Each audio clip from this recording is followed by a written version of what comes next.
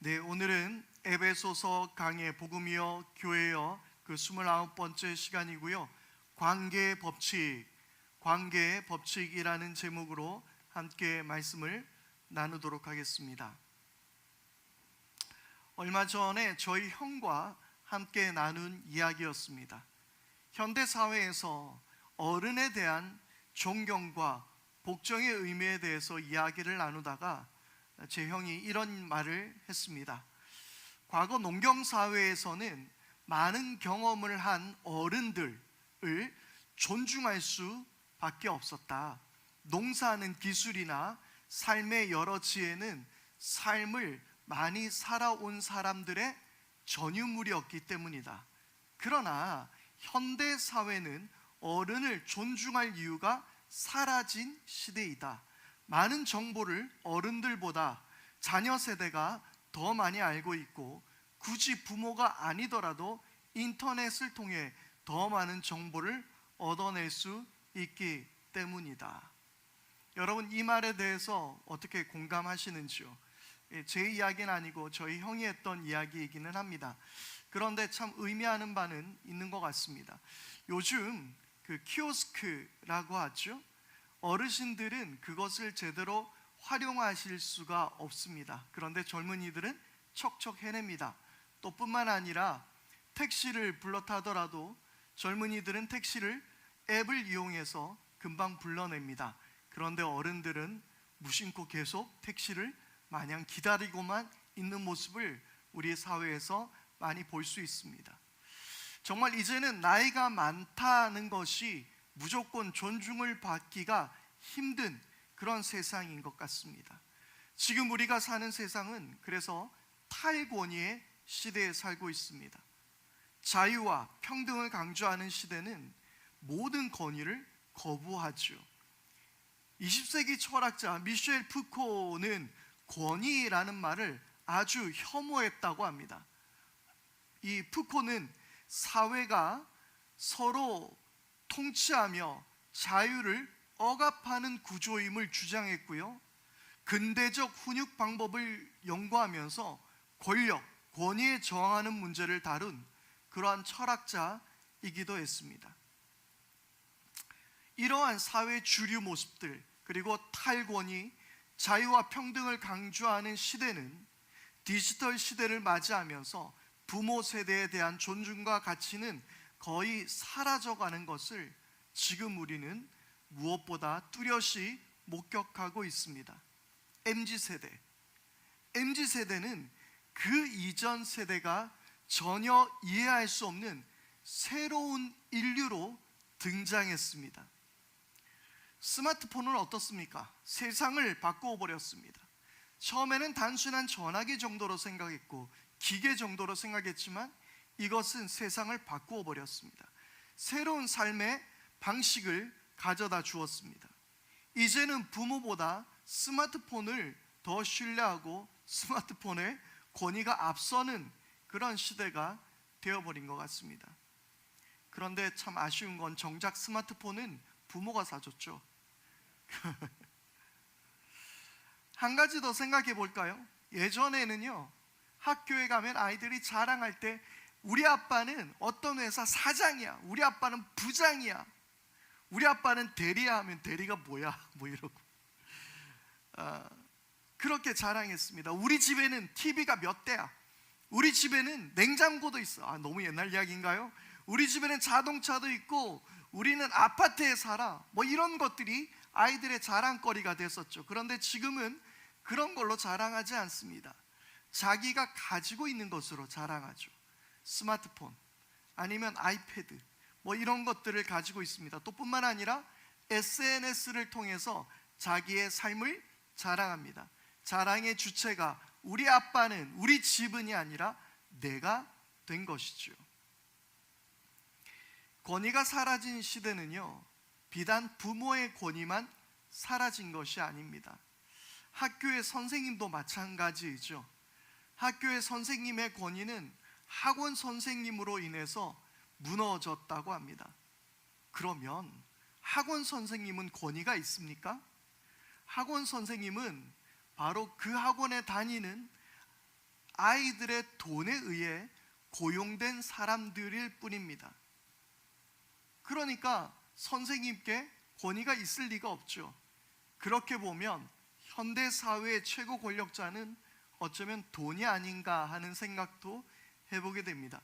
내 부모조차 돈의 권위에 쩔쩔매는 세상이 되어버렸습니다. 요즘 우스갯소리로 돈 많은 사람이 뭐라고요? 형님입니다.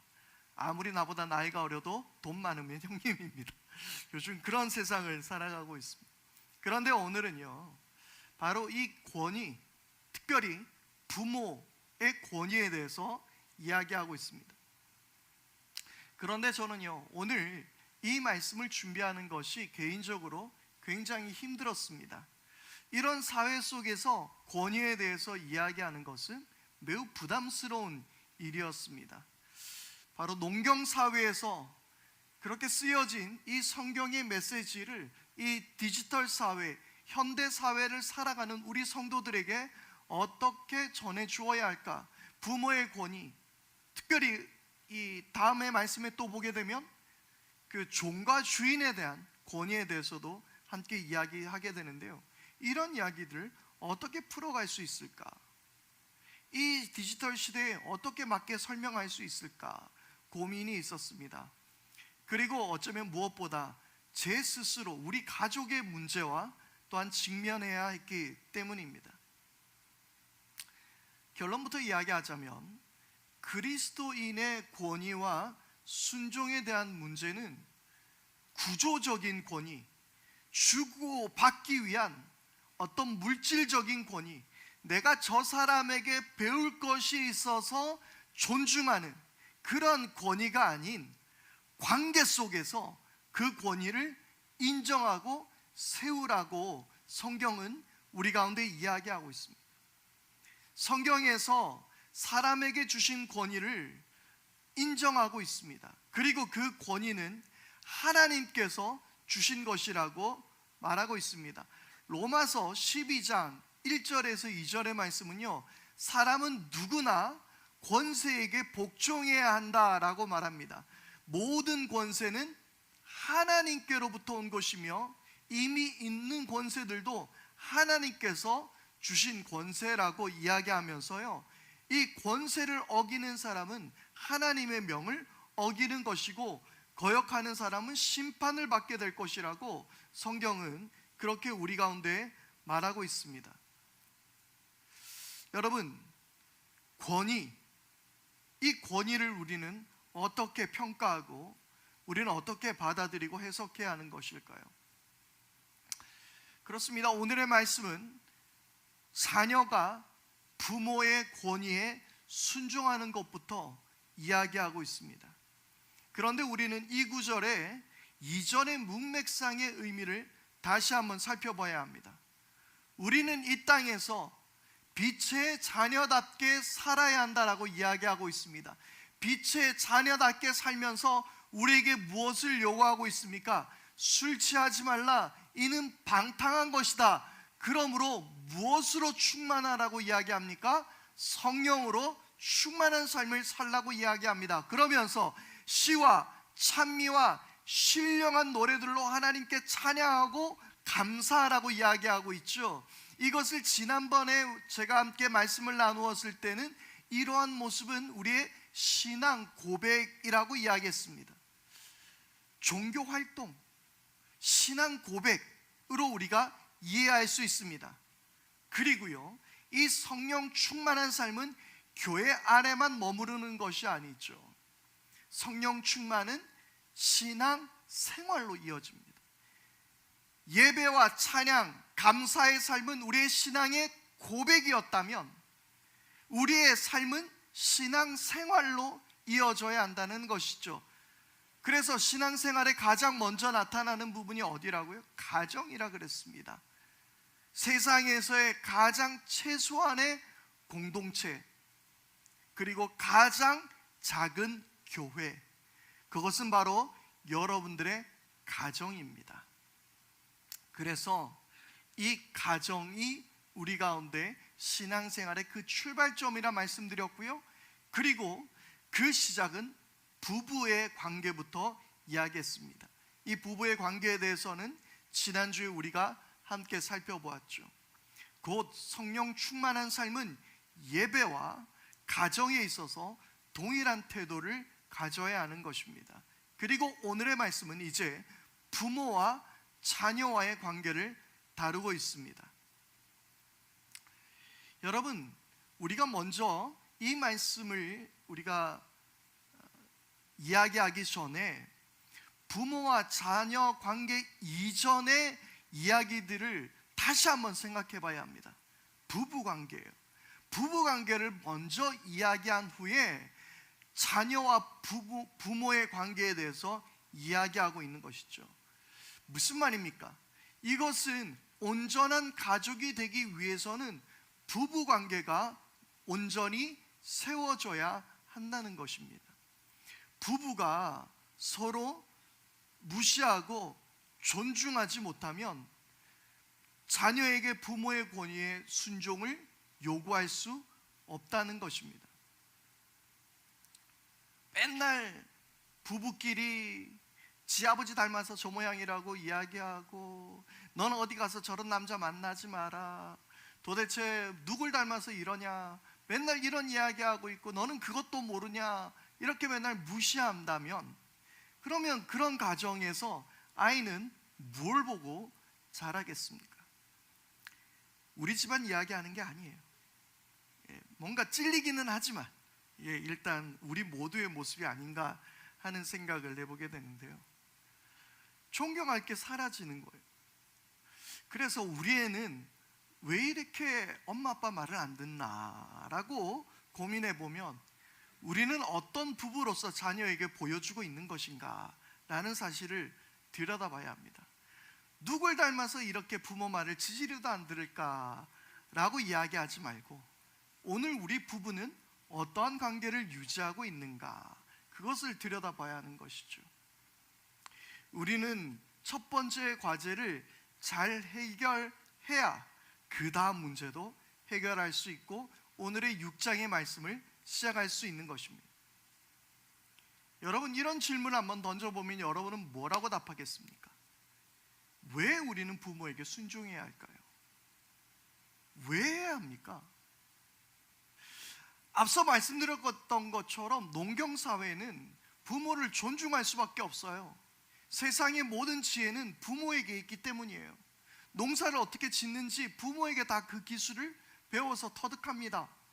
그러면 현대사회의 부모는 왜 그를 존중하고 또 우리는 부모에게 왜 순종해야 될까요?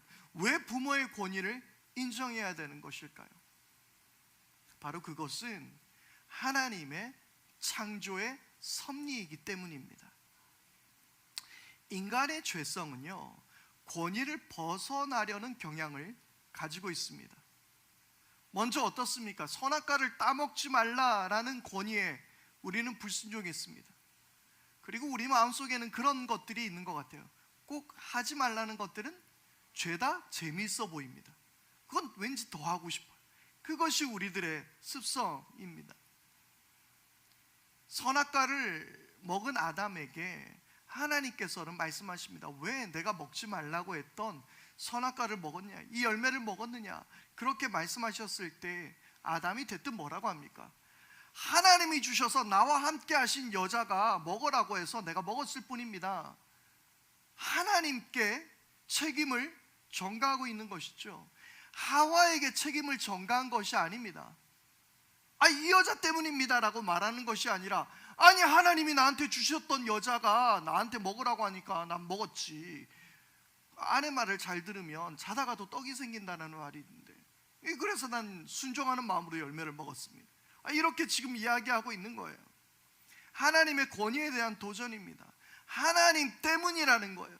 당신이 실수한 겁니다. 우린 이렇게 핑계를 대고 있는 거예요. 권위에 대한 불순종이죠. 아벨을 죽인 가인에게 내 아우 아벨이 어디 있느냐라고 가인에게 물어봅니다. 그러니까 가인이 대뜸 이번에는 뭐라고 이야기합니까? 아니 내가 아우를 지키는 자입니까? 왜 나한테 그러세요? 그렇게 이야기하고 있는 거예요. 권위에 대한 불순종은 인류 최초의 죄악의 그 본성의 모습입니다. 그래서 이 죄의 모습은 바로 인류 모두가 공통으로 지은 우리들의 악행 가운데서도 명확하게 드러나는데요. 그래서 로마서 1장에 있는 말씀에서 바울은 인간의 죄에 대해서 고발하면서 이렇게 이야기합니다. 불의와 악행, 탐욕, 악의로 가득 차 있고 시기와 살이와 분쟁, 사기로 저기로 가득 차 있으며 수군거리는 자요, 중상하는 자요, 하나님을 미워하는 자요, 불손한 자요, 오만한 자요, 자랑하는 자요, 악을 꾸미는 모략꾼이요 라고 이야기하면서 어떤 말씀을 합니까? 부모를 거역하는 자요. 인간의 죄의 목록에 대해서 고발하던 바울은 인간의 죄가 부모를 거역하는 것이라고 이야기하고 있어요. 디모데후서 3장에 보면요, 바울은 계속해서 이렇게 말합니다. 그대는 이것을 알아두십시오. 말세에 어려운 때가 올 것입니다. 사람들은 자기를 사랑하며 돈을 사랑하며 뽐내며 교만하며 하나님을 모독하며 부모에게 순종하지 아니하며, 이렇게 이야기하면서 바울은 이 세상의 마지막 말세의 때에 부모를 거역한다, 부모에게 순종하지 않는다라는 것을 이야기하는 거예요. 부모에게 순종하지 않는 것, 하나님의 권위에 도전하는 것, 바로 이것이 우리들의 죄의 그 본성이 우리 가운데 숨어 있다라는 것을 이야기해 주고 있는 거예요. 부모에게 순종하는 것은요, 그가 나에게 무언가를 해 주었기에 순종하라는 것이 아니라 그가 부모이기에 하나님께서 그 부모에게 그 권위를 주셨기에 하나님의 창조의 법칙이기에 순종하는 것입니다.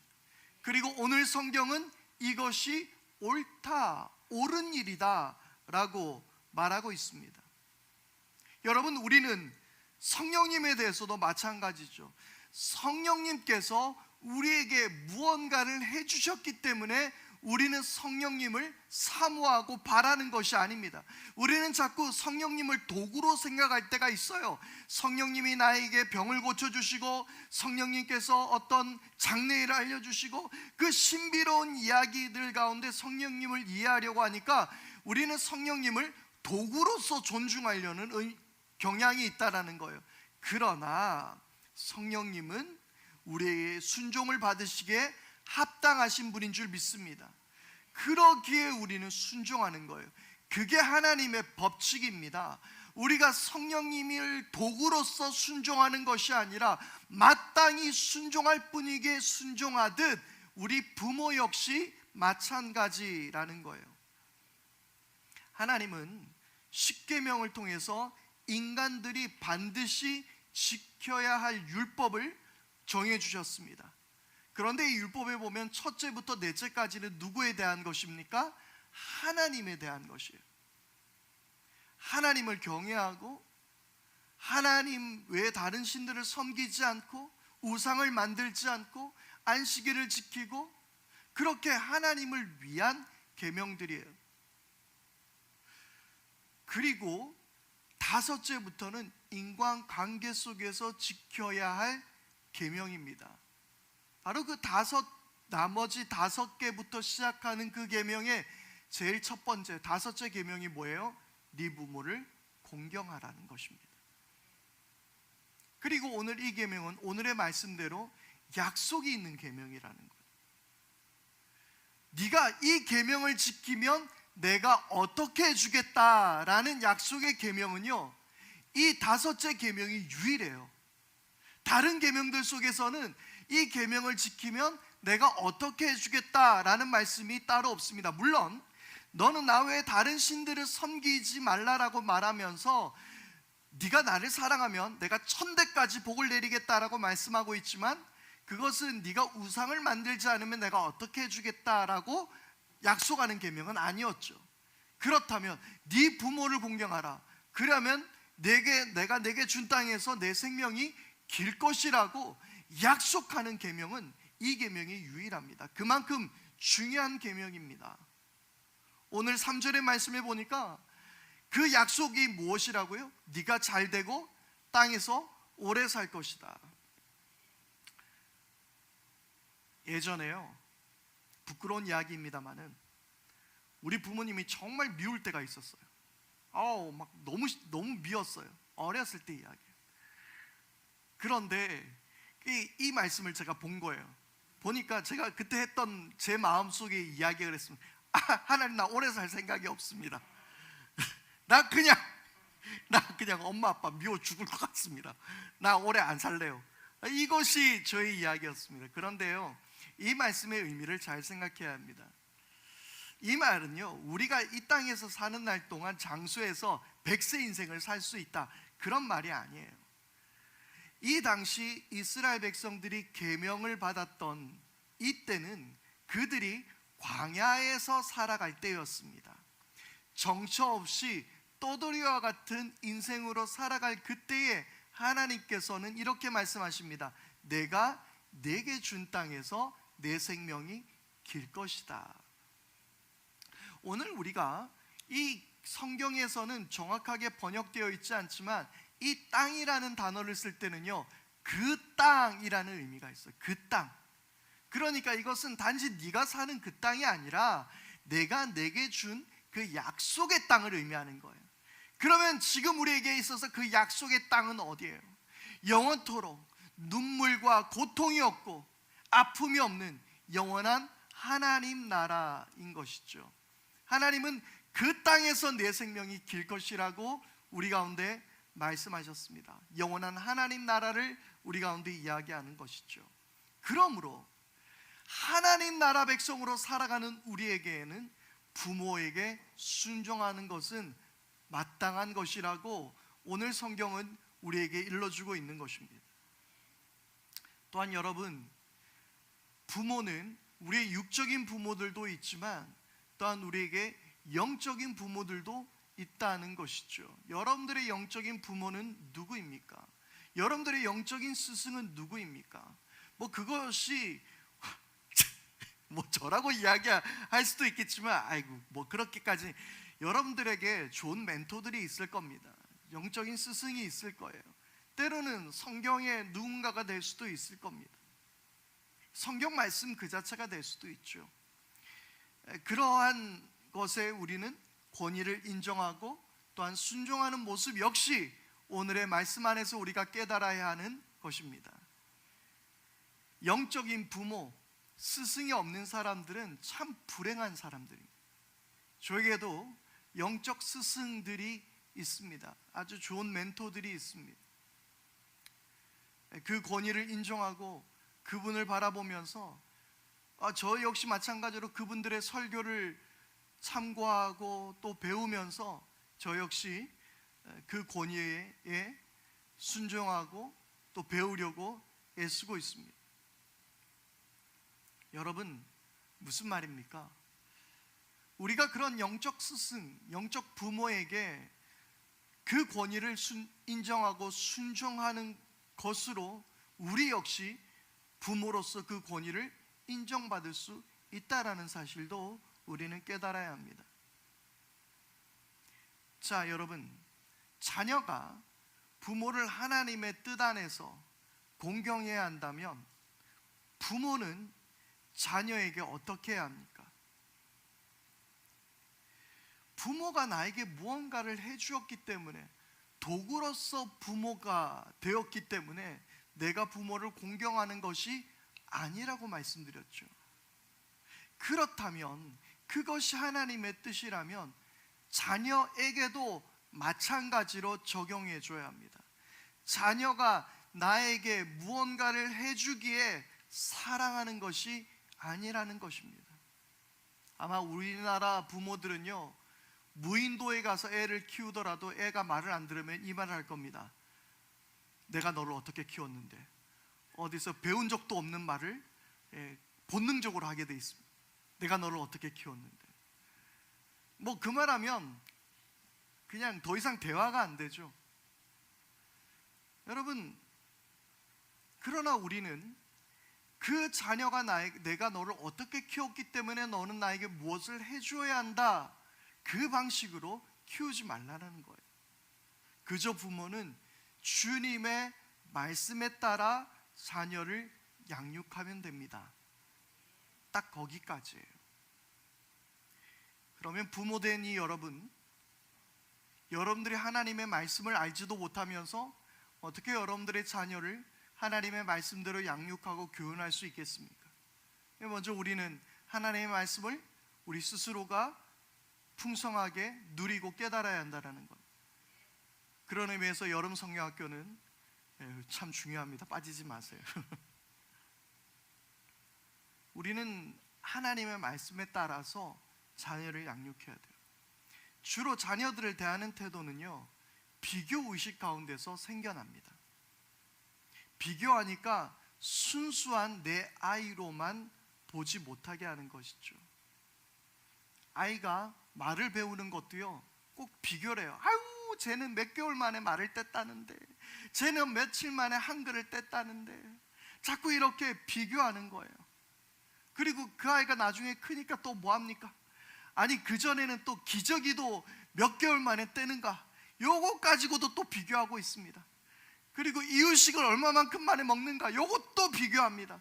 그러니까 이 아이가 나중에 학교 가면요, 공부하는 것도 비교하고, 나중에는 이 비교하다 보니까 나중에 자녀가 이혼해서 부모에게 돌아올 때 부모는 대뜸 이런 말을 합니다.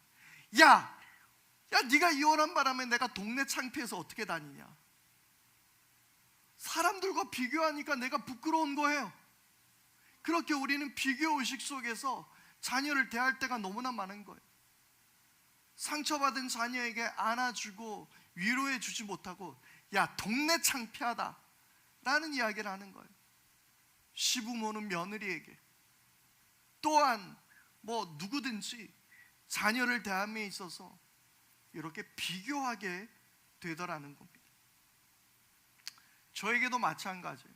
저희 딸이 있지만, 저희 딸이 예전에 어렸을 때 성적표를 받아오면은요, 점수가 잘 나왔어요. 잘 나오면 잘 나온 것 자체로 칭찬하는 것이 아니라, 야, 다른 애들이 몇 점씩 받았대? 이게 궁금하더라고요. 이번에도 저희 딸이 이렇게 실기 성적이 꽤 좋았던 것 같아요. 그런데 제 마음속에 계속 궁금한 거예요. 도대체 1등은 몇 점이었을까? 비교하게 되더라. 비교하면 불행해집니다. 하나님이 주신 자녀로 하나님을 인정하고 신뢰할 때에 내 아이도 사랑하고 존중해 줄 수 있는 것입니다. 하나님의 형상으로서 내 아이를 인정해 주는 거예요. 그 아이의 모습 그대로 내가 인정해 주는 거예요. 자녀도 마찬가지죠. 누구 집 엄마 아빠는 하면 답이 없습니다. 그러면 계속 불행할 뿐입니다.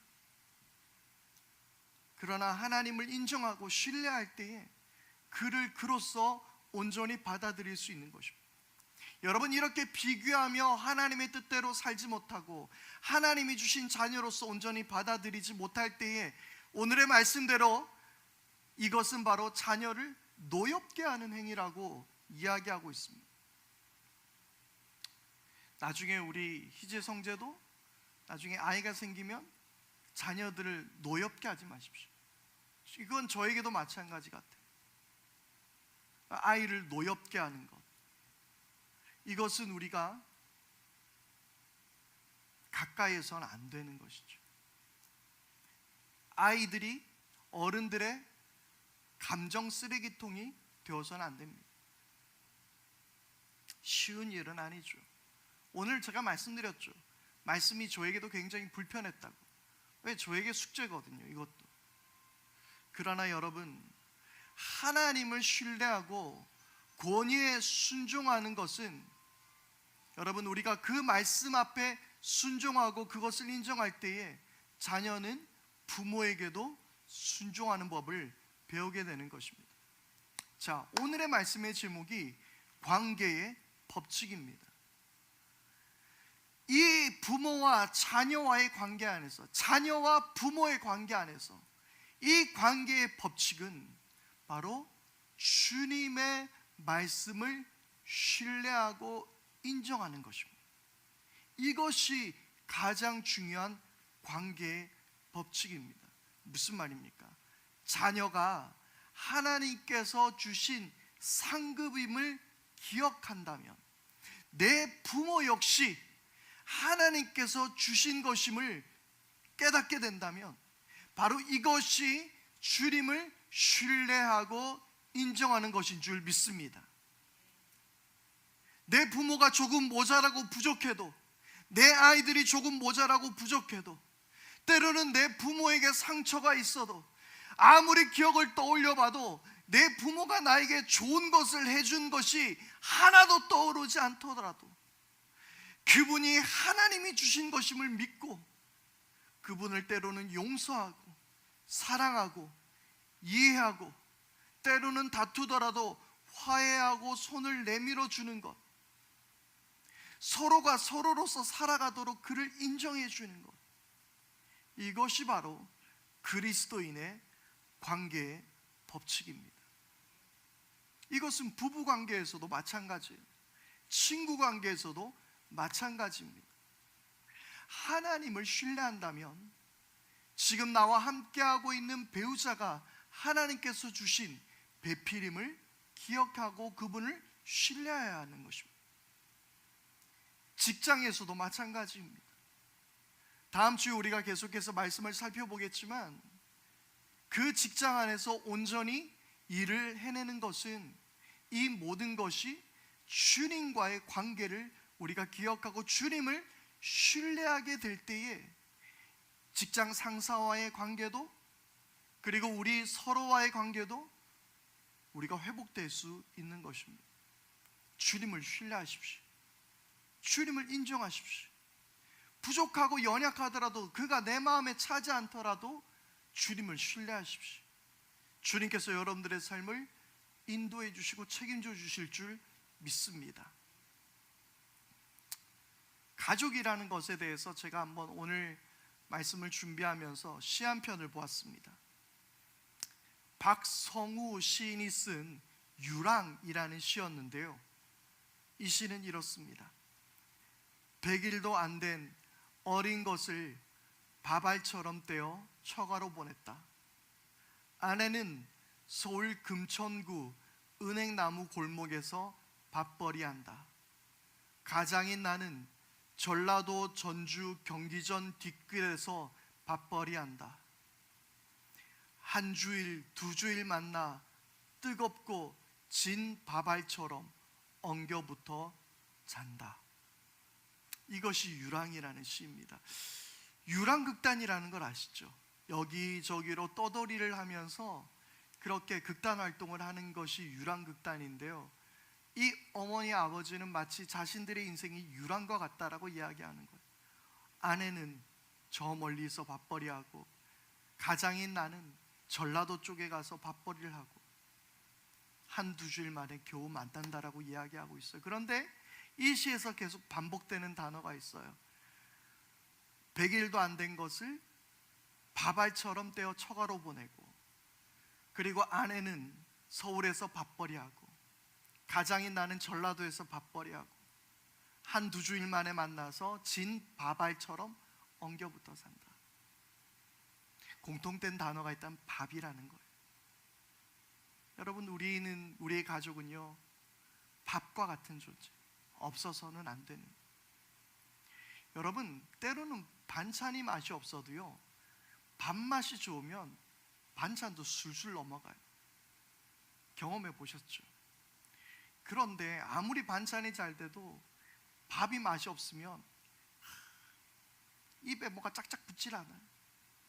계속 진밥 좋아하는 사람은 밥알이 입에 계속 맴도는 것 같은 밥을 먹을 때 괴로울 거고, 꼬들꼬들한 밥을 좋아하는 사람은 입에 쩝쩝 달라붙는 밥이 먹기 힘들 거고, 밥맛이 좋아요.